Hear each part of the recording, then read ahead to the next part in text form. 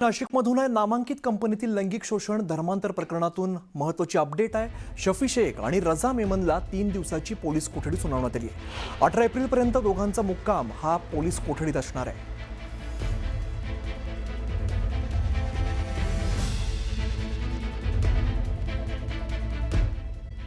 जलालमान्य नगर परिसरातील या घटनेत महिला गंभीर जखमी झालेली आहे। फैजान जावेद शेख असं या प्रकरणातील आरोपीचं नाव आहे। नरगिस फैजान शेख असं विवाहित महिलेचं नाव असून 2024 साली नरगिस आणि फैजान या दोघांचाही निकाह झालेला होता। मात्र लग्नाच्या अवघ्या 2 ते 3 महिन्यातच दोघांमध्ये वाद होऊ लागल्यामुळे दोघेही विभक्त राहत होते। तलाक देण्याच्या कारणावरून मागील काही दिवसांपासून दोघांमध्ये सातत्याने वाद होते आणि या प्रकरणी सोलापुरातील विजापूर नाका पोलीस ठाण्यात गुन्हा दाखल करण्यात आलेला आहे।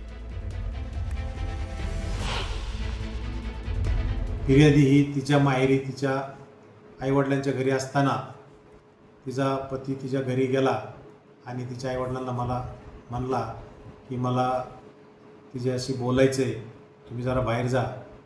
आणि आज गेल्यानंतर दरवाजा लावून घेतला आणि त्यांनी तिच्या अंगावरती पेट्रोल टाकून लायटरने ते आग लावली असं फिर्यादीने तिच्या जबाबदारीत सांगितलं आहे। त्याप्रमाणे पोलीस स्टेशनला गुन्हा दाखल करण्यात आलेला आहे।